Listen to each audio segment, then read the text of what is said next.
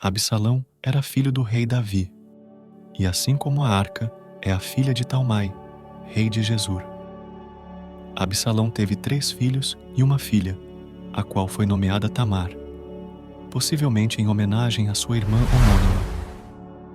Sua vida foi marcada por eventos trágicos, sendo o primeiro deles um ato de vingança que resultou na morte de seu meio-irmão, Aminon.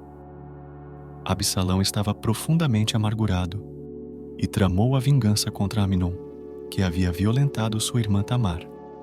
Ele guardou esse sentimento de vingança por 2 anos, até que, durante um banquete que organizou para os filhos do rei, ordenou que matassem Aminon.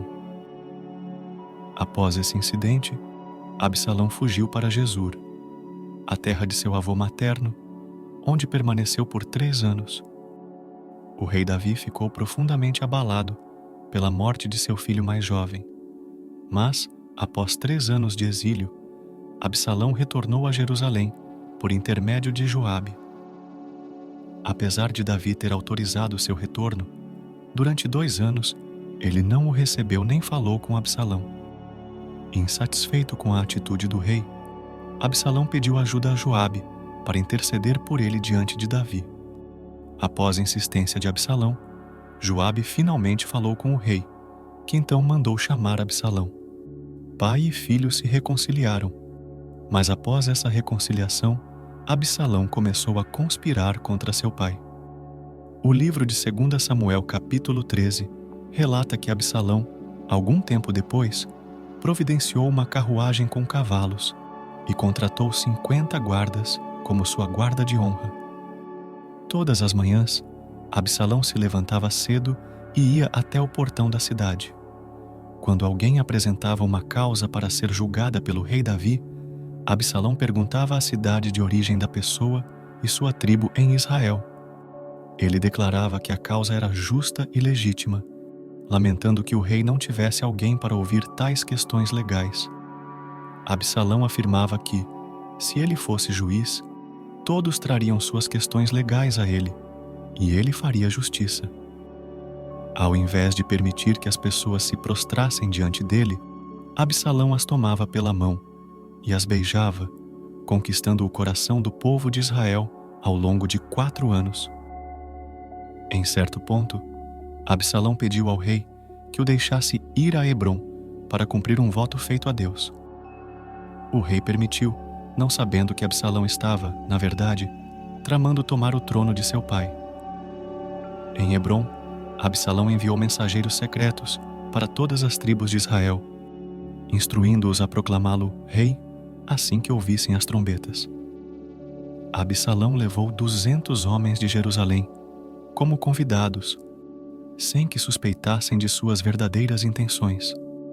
Enquanto oferecia sacrifícios, Absalão chamou Aitofel, um dos conselheiros de Davi, que atraiu muitos outros para se unirem à conspiração. Um mensageiro chegou a Jerusalém, informando a Davi que todo Israel havia se unido a Absalão, instruindo o rei a fugir imediatamente.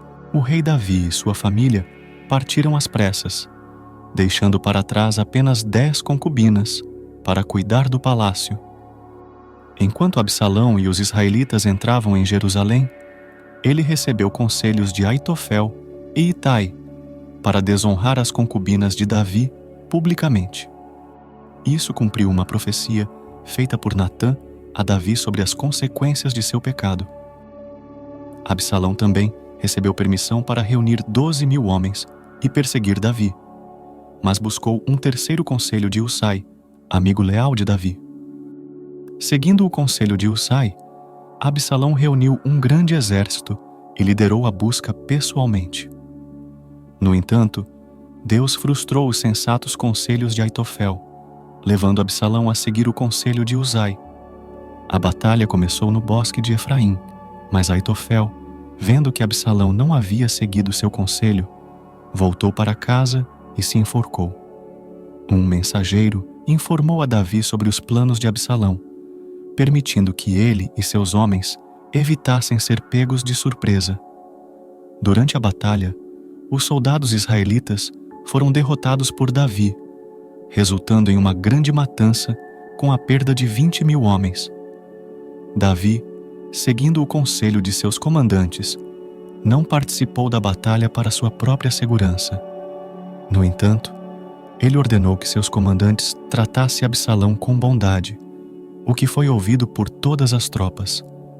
Absalão tentou fugir durante a batalha, montado em uma mula. Ao passar sob os galhos de uma árvore, ficou preso pela cabeça, enquanto a mula continuava a correr.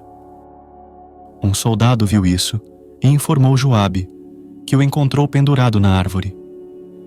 Mesmo contra as ordens de Davi, Joabe matou Absalão com 3 lanças. Após a morte de Absalão, a batalha cessou e Joabe tocou a trombeta. O corpo de Absalão foi jogado em uma cova profunda no bosque e coberto com um monte de pedras. O povo de Israel voltou para suas casas. Quando Davi soube da morte de seu filho, ficou profundamente abalado, lamentando sua morte e expressando o desejo de ter morrido no lugar de Absalão. A notícia da tristeza de Davi se espalhou, transformando a alegria da vitória em pesar. Os soldados, envergonhados, entraram na cidade sem fazer barulho. Joabe repreendeu Davi por sua atitude, explicando que os soldados haviam arriscado suas vidas na batalha. Apesar de seu lamento, Davi foi reconduzido a Jerusalém, encerrando assim a trágica história de Absalão, uma narrativa complexa que ensina lições sobre vingança e rebelião e suas consequências destrutivas.